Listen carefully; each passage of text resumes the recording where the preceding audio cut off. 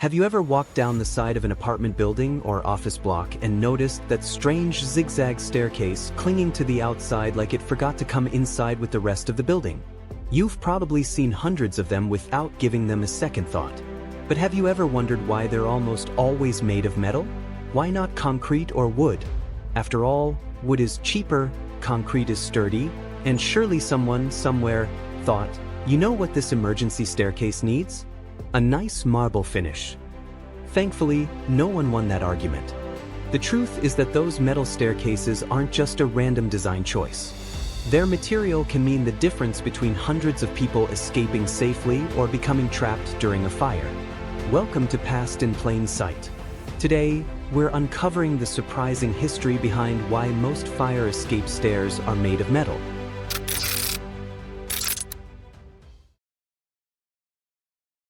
We have to travel back to the rapidly growing cities of the 19th century to understand the answer. During the Industrial Revolution, cities like New York, Chicago, and London were building upward instead of outward.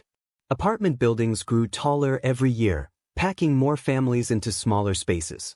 It was an engineering triumph right up until something caught fire. And things caught fire a lot.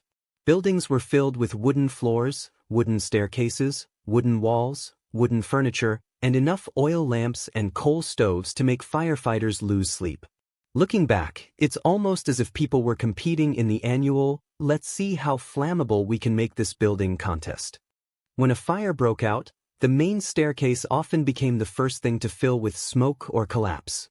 Anyone living on the upper floors had very few options. Some climbed onto rooftops.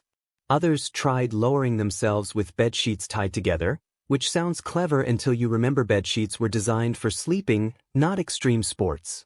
As deadly fires became more common, city officials realized buildings needed a second way out.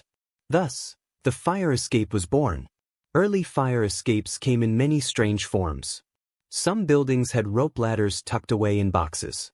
Others had folding iron balconies connected by ladders that looked as though they had been borrowed from a pirate ship. A few inventors even designed elaborate escape devices involving pulleys and baskets. They were certainly creative, although being lowered toward the ground in a laundry basket while your apartment burned behind you probably wasn't anyone's preferred commute. Eventually, engineers agreed that permanent exterior staircases were the safest and most reliable solution. But that raised another important question. What should they be made from? Wood was immediately a terrible candidate. Asking a wooden staircase to survive a fire is a bit like asking an ice cream cone to survive the Sahara Desert. Wood burns even when treated with fire-resistant chemicals. It can weaken, char, and eventually fail under intense heat. A fire escape that catches fire has completely misunderstood its assignment.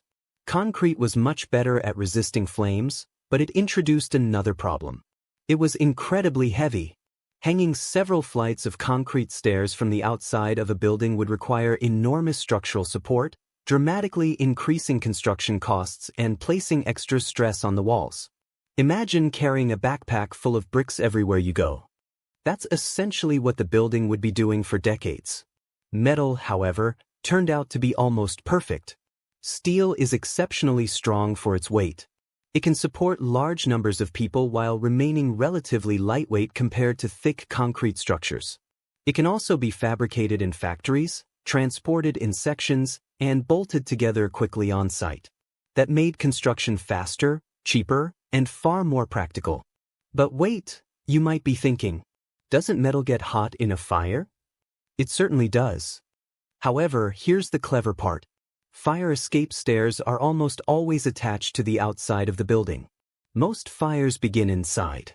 By placing the staircase outdoors, engineers dramatically reduce its exposure to the highest temperatures.